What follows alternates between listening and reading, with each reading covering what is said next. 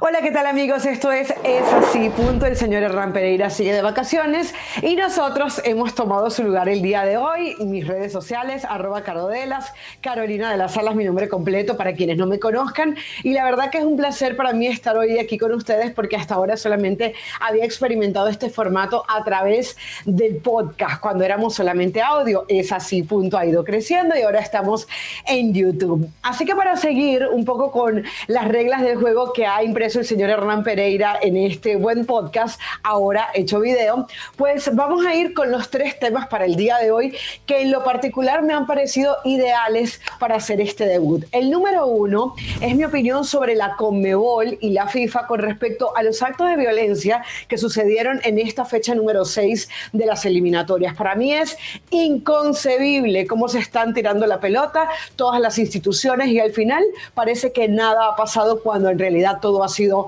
muy grave. De eso vamos a hablar en nuestro primer tema. El segundo tiene que ver con la selección mexicana. Esta vez no tiene que ver con los gritos homofóbicos, esta vez no tiene que ver con el último resultado deportivo, porque México se ha metido en las próximas instancias de la Copa América, pero sí tiene que ver con el nivel de crítica, no solamente el cómo se critica, como lo había hecho el Chicharito Hernández en una intervención reciente, sino lo que se espera. A veces parece que se quiere tener a ese gran mesías en el fútbol mexicano y no lo hay. Por eso el único argumento que puede tener esta selección es lo colectivo. De eso vamos a hablar en un ratito.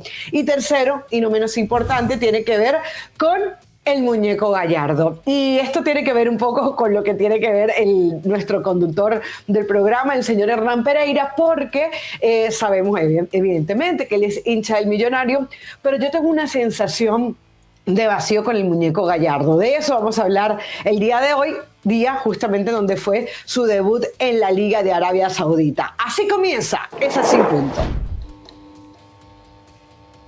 Bueno, y en este primer tema que ya les anunciábamos en nuestros titulares, tenemos que hablar de las eliminatorias suramericanas. Lamentablemente, yo lo ponía en un tuit, no estamos hablando de la tabla de posiciones, en donde es sorprendente que Venezuela, por ejemplo, esté por encima de Brasil, que está en la 4ª posición con 9 puntos. Primero Argentina, recordemos, vale la pena recordar lo deportivo. Primero Argentina con 15 puntos, le sigue Uruguay con 13 puntos. Qué bien lo está haciendo el equipo de Marcelo Bielsa desde lo futbolístico.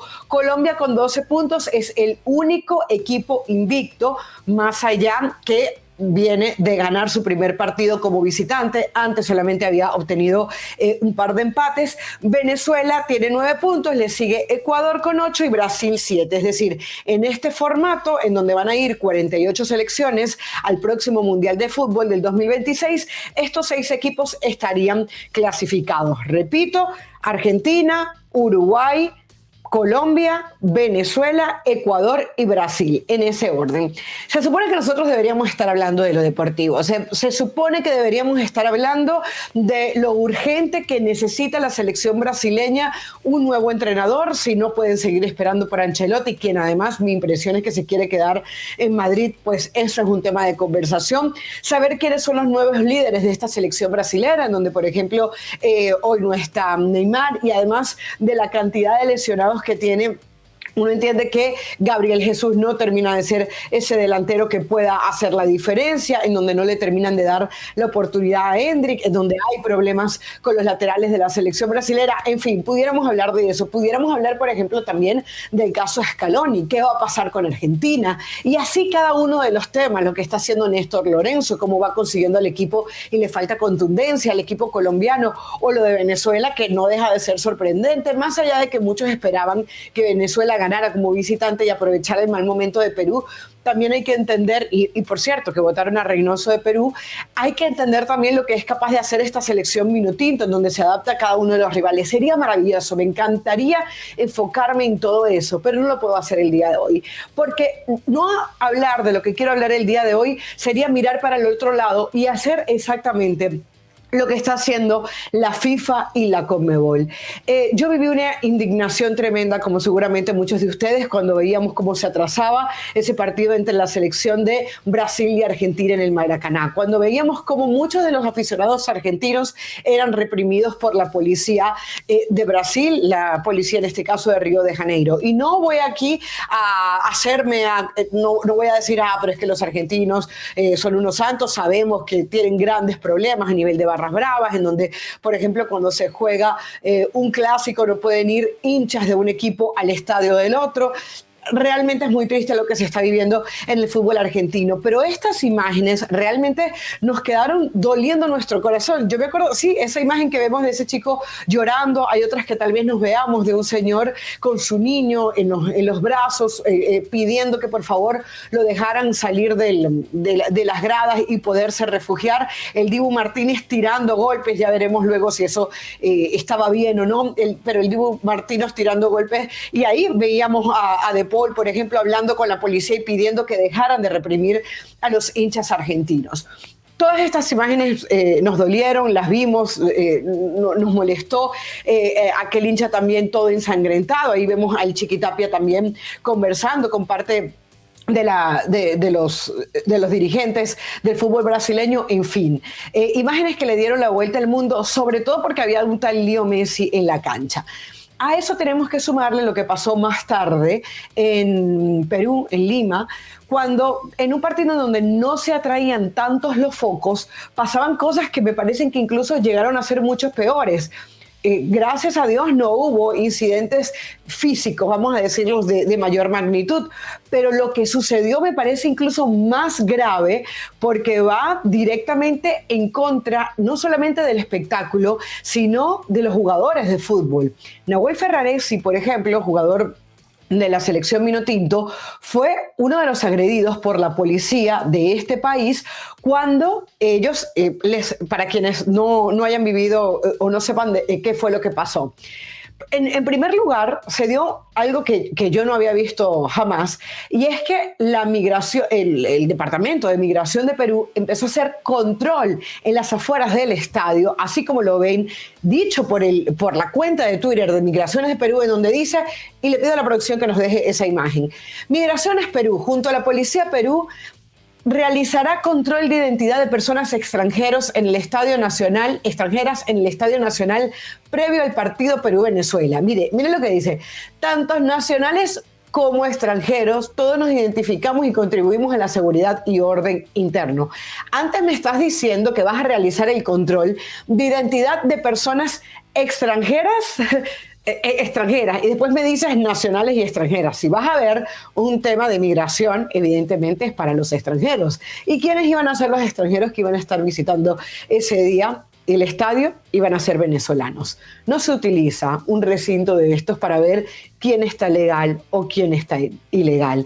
Ojalá que esta intervención que yo estoy haciendo a través de YouTube, en donde sé que suelen haber muchos comentarios, no se vayan a centrar y no se empiecen a pelear peruanos con venezolanos, colombianos con ecuatorianos, porque duelen ver muchísimas veces esos comentarios en donde lo que se ven son palabras llenas de rabia y muchas veces de algo que es tan grave como es xenofobia. Sí, señores, esto es un acto de xenofobia el que se estuvo viviendo, y aquí no quiero hablar de que los peruanos sean xenófobos. Ojo, mucho cuidado. No puedo generalizar. Sé que han habido venezolanos que se han portado muy mal, no solamente en Perú, sino también en Colombia, aquí mismo en los Estados Unidos, y para no tocar el tema político y no tocar el tema social, que es evidente, pero que lo que queremos hablar hoy es de fútbol, es justamente esto.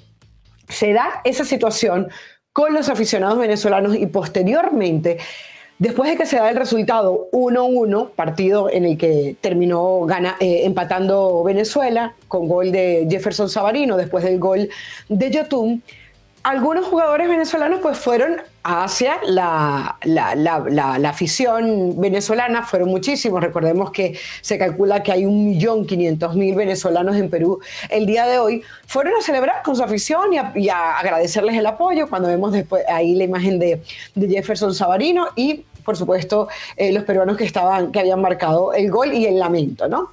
Independientemente de eso, van los jugadores de fútbol, entre esos Soteldo, por ejemplo. Hay imágenes de Soteldo sin camisa, Rondón, que va, y Nahuel Ferraresi fue uno, y en este caso, fíjense lo grave del asunto, Nahuel Ferraresi es agredido directamente por un policía por irle a entregar la camiseta de la Vinotinto a sus aficionados. Ellos aducen que no era ese lugar por donde había que hacerlo, que no estaban autorizados, díganme lo que sea, pero ¿cómo es posible que la policía va a intentar dar palazos a un jugador de fútbol que no los está agrediendo, sino que lo que está haciendo es tratar de llevar camisas de la selección? Probablemente se hayan exaltado, hayan dicho alguna palabra que no debieron decir, no sé, no estaba en esa conversación, pero señores, esto es inaceptable. Y más inaceptable aún es que un día después, ante la polémica que había,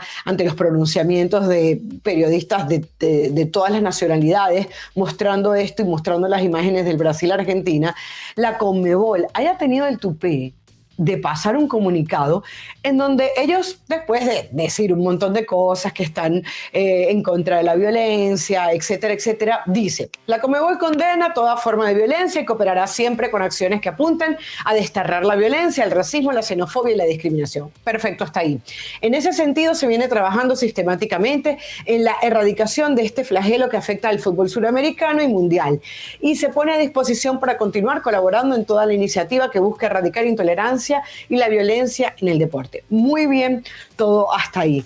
Pero ¿qué me dicen de esa frase cuando agrega: la Conmebol no es organizadora de los clasificatorios a la Copa del Mundo? O sea, lo que están diciendo es que esto es problema de la FIFA, no es problema de la Conmebol. Luego sale una publicación de Gianni Infantino, presidente de la Federación Internacional de Fútbol Asociado de la FIFA, en donde dice: solicito a las autoridades correspondientes, entre todo lo que comenta en este comunicado que ustedes pueden ir leyendo, dice: solicito a las autoridades correspondientes que garanticen que esto se respete en todos los ámbitos. Se refería a que era inaceptable, tanto dentro como fuera del campo de juego, el tipo de sucesos violentos, y se va específicamente con el caso Brasil-Argentina.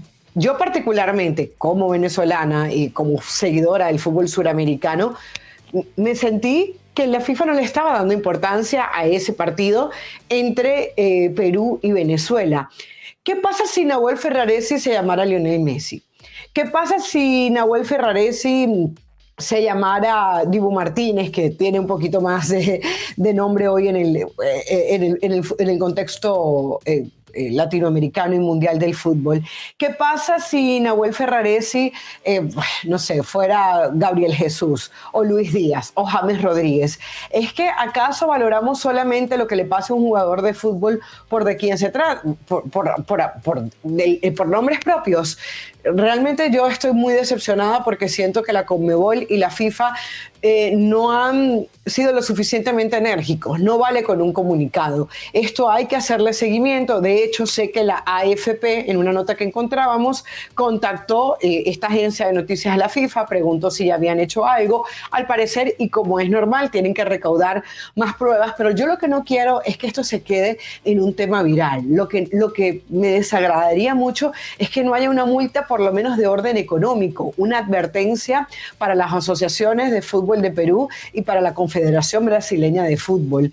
Hoy, si nos fuéramos en lo que muchas veces ha sucedido, por ejemplo, lo que sucedió con Ecuador, que le terminaron bajando 3 puntos por el caso de Byron Castillo, fíjense que Brasil estuviera fuera del próximo Mundial de Fútbol, es decir, 7 puntos que tiene hoy y que lo sitúan en la 6ª posición, lo pondrían antepenúltimo, solamente por encima de Bolivia y Perú. Y en el caso de Perú, tendría -1, estaría en el subterráneo del clásico. Y aquí no quiero que interpreten esta risa como una alegría porque esto le pasará al pueblo peruano. A mí me duele muchísimo que, por ejemplo, se haya perdido todo ese trabajo que hizo Ricardo Gareca desde lo futbolístico y que Reynoso lamentablemente no pudo mantener, más allá de un tema de de que no hay generación de relevo probablemente en esta selección de Perú y también en selecciones como la chilena. Yo lo que quiero concentrarme aquí, más allá de la tabla de posiciones, es que no pueden suceder estas cosas y que se conviertan solamente en un tema viral en el cual no se tomen decisiones contundentes por el bien del fútbol y del espectáculo. ¿Cuál va a ser la solución? Entonces, que no puedan seguir yendo aficionados rivales a los estadios que juegan de local. ¿Cuál va a ser la solución? Que desistamos del todo de que las familias puedan seguir visitando los estadios para, por lo menos en eliminatorias suramericanas, porque ya sabemos lo que pasa a nivel de clubes, porque sencillamente no es un lugar seguro para estar. Nos vamos a acostumbrar a que un Brasil-Argentina siga sin jugarse, como se tuvo que suspender aquel partido de eliminatorias, más allá que era un tema de COVID y no de violencia. Nos vamos a acostumbrar a que los estadios de fútbol sean un lugar en el cual no nos podamos sentir seguros. Yo creo que a los suramericanos nos han quitado lo suficiente en nuestra sociedad y hemos debido salir de nuestros países como para que también quienes quedan no puedan disfrutar de algo tan hermoso como es este espectáculo llamado fútbol. FIFA, Conmebol, confederaciones suramericanas tienen que apropiarse de este tema y darle un punto y final. Tomar acciones contundentes. Es así y punto. Pasamos la página de la Conmebol y nos venimos a la CONCACAF porque también se estaban jugando los partidos de Nations League de la CONCACAF, que a los semifinalistas le iba a dar 4 cupos directos a la Copa América. Bueno, ya teníamos definido que Estados Unidos iba a ir, que iba a ir Panamá y estábamos atentos a quién iba entre Honduras y México y la selección de Canadá y Jamaica.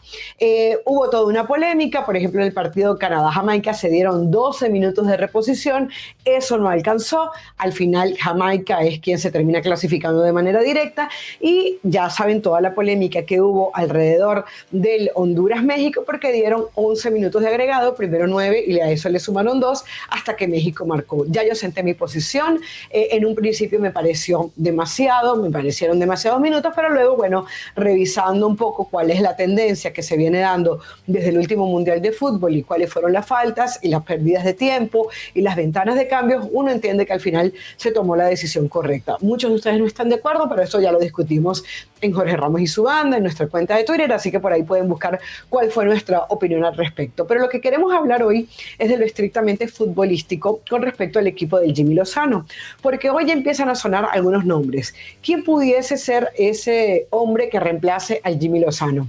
¿Está capacitado el exdirector técnico de Querétaro para poder llevar las riendas de la selección mexicana? ¿Es suficiente haber ganado la final de la Copa Oro? ¿Es suficiente haber logrado una medalla, por ejemplo, en los últimos Juegos Olímpicos, donde México se termina montando en el podio? Yo no creo que tengamos que hablar de los pergaminos de Jimmy Lozano para ver si es suficiente o no para dirigir a esta selección mexicana. Lo único que podemos tomar es todos los partidos que ha tomado el Jimmy Lozano. ¿Qué pensamos nosotros en cuanto a sus decisiones futbolísticas? Y a partir de ahí analizar si es Jimmy Lozano el indicado o no para seguir. Y aparte de eso, que es el punto que les quiero llevar el día de hoy, es cómo México, sus aficionados y la misma prensa debemos tratar de buscar esos mesías, tratar de olvidarnos del famoso Cristo Redentor, ese que te va a salvar. Es verdad, una individualidad como Luis Chávez, marcando ese gol de tiro libre al minuto 43 del primer tiempo, cuando el partido estaba 0-0 en el Estadio Azteca, es fundamental. Que tengas un hombre que sea capaz de marcar esos tiros libres es maravilloso. Que tengas un Chucky Lozano que en algún momento te pueda desbordar y marcar un golazo está muy bien. Que tengas un Santi Jiménez que esté pasando por un momento maravilloso en la Eredivisie, marcando 13 goles en 12 partidos y que le haya marcado 2 goles en la Champions a la Lazio en la Champions League está estupendo. Que tengas un Quiñones que está brillando en el América y con sus desbordes por izquierda o como delantero que fue en el Atlas junto con Julio Furch, sea garantía de goles, está muy bien. Pero lo que nos hemos dado definitivamente cuenta es que no importa cuántos goles tenga Santi Jiménez, no importa si Raúl Jiménez se convierte en un hombre goleador en su nuevo equipo. Lo que tenemos que hablar aquí definitivamente es que en México, como tantas selecciones, en donde no tienes ese jugador clase A, en donde no tienes ese Neymar, lo tiene en Brasil, bueno, más allá de que esté lesionado, cuando no tienes el Luis Díaz que te marque 2 goles en el Estadio Metropolitano de Barranquilla y que brilla en el Liverpool, cuando no tienes un Darwin Núñez, por ejemplo, que también termina brillando en la selección Uruguay, o no tienes, bueno, Pulisic podríamos hablar en los Estados Unidos, pero creo que también se basa en lo colectivo. Aquí México no tiene otro remedio que repetir en los entrenamientos, trabajar en lo colectivo, tratar de ver que ese 11 se pueda repetir y que pueda jugar con automatismos, que puedas saber que si no juegas con un 4-3-3, tal vez te puedes ir con el 4-2-3-1 que probaba el Jimmy Lozano, o por qué no tratar de jugar con 2 delanteros. Las preguntas que nos tenemos que hacer es si, por ejemplo, Henry Martín dentro de este sistema está lo suficientemente bien como para ser el delantero indiscutible del Jimmy Lozano. De si Antuna, por más que no rinda a nivel de su equipo, lo que está haciendo en la selección le debería dar para ser el titular y no que el día de mañana pongas a Orbelín Pineda o el día de mañana pongas a Quiñones por encima de Raúl Jiménez. Yo creo que el primero que se tiene que convencer de que esto es un trabajo estrictamente desde lo colectivo y que no debe haber un gran salvador es el Jimmy Lozano. A mí me quedó haciendo el ruido porque el Jimmy Lozano, por ejemplo, prefirió en ese partido a Quiñones por encima de Raúl Alonso Jiménez, cuando era un partido en donde Honduras cada vez se cerraba un poquito más y Quiñones sabemos que es un jugador que necesita de espacios para poder explotar, ¿no? Porque el resultado, si en ese momento Honduras fuera el necesitado, tal vez Quiñones era opción. Pero a mí particularmente lo que me parece es que Raúl Alonso Jiménez, si tiene algo, es saberse merodear el área mucho mejor porque México estaba llegando y no era capaz de marcar el gol. Independientemente de mi sensación, que en todo caso respeto que Jimmy Lozano conoce mucho más, mi mensaje aquí es que esto no es de Mesías, esto no es de esa individualidad que te va a salvar, más allá, repito, de que el fútbol en sus 90 minutos o más está lleno de momentos individuales. La selección mexicana tiene que hacer valer un colectivo, la selección mexicana se tiene que hacer valer de ese conjunto de hombres que son capaces desde la dinámica, desde la intención, desde las fortalezas de cada uno de sus jugadores, hacer eso que llamamos equipo de fútbol. Cada vez le queda menos tiempo a la selección mexicana para conformar su equipo de cara a la Copa América, la cual ya está clasificada. Vamos a ver qué pasa en las semifinales de la Nations League, porque consiguió lo más importante que era el pase a la Copa América, pero ¿qué va a pasar en esos cruces? ¿Va a ser capaz de ganarle una a Panamá, por ejemplo, que hoy de la mano de Thomas Christiansen es un equipo bien consolidado? ¿Quién me nombra a mí un jugador panameño de gran renombre? Carrascal, el jugador del Dynamo Houston, compañero de Héctor Herrera, es un jugador muy bueno, pero él solo no hace equipo. Joel Campbell en su momento en Costa Rica, para quedarnos en la CONCACAF, era uno que hacía la diferencia, pero Costa Rica no ha podido lograr nada más trascendente, más allá de que terminan yendo de panzazo al último Mundial de Fútbol, porque no se ha consolidado como equipo. Yo creo que Alfaro, por ejemplo, en un par de meses ya va a poder hacer de este equipo algo mucho mejor y ojo, porque puede ser protagonista. Entonces, dejemos de señalar que si Ochoa es mejor que Malagón, más allá de que no creo que Malagón sea mejor que Ochoa y que fue fundamental Malagón para los 2 últimos partidos, pero no va a ser el gran salvador de la selección mexicana. Hablemos del momento de Edson Álvarez en la Premier League, pero no va a ser ese gran salvador más allá que te haya marcado un gol de cabeza sobre la hora.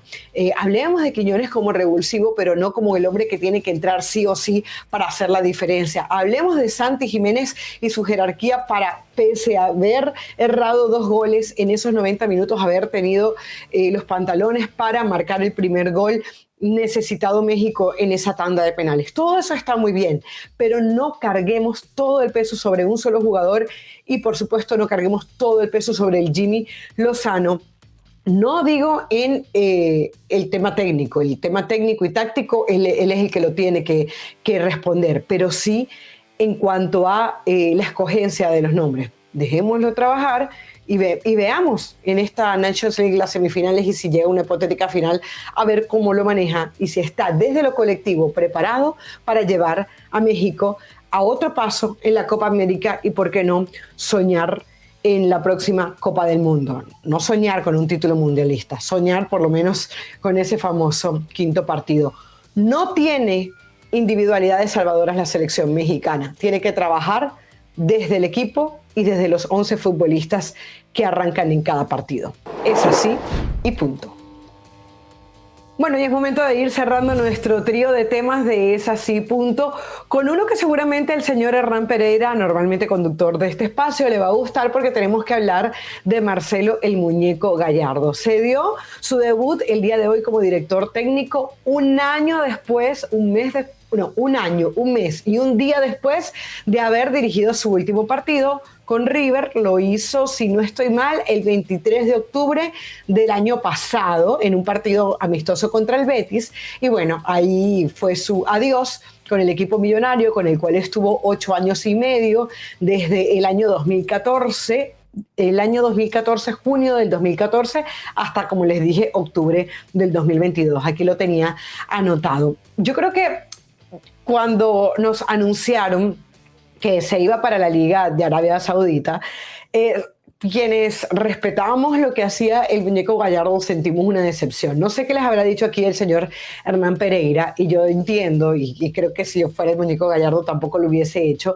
22 millones de dólares es muy difícil de decirlo. Estamos hablando de que hoy se compara de que es uno de los mejores directores técnicos que se ha pagado, junto con Pep Guardiola, junto con el Cholo Simeone.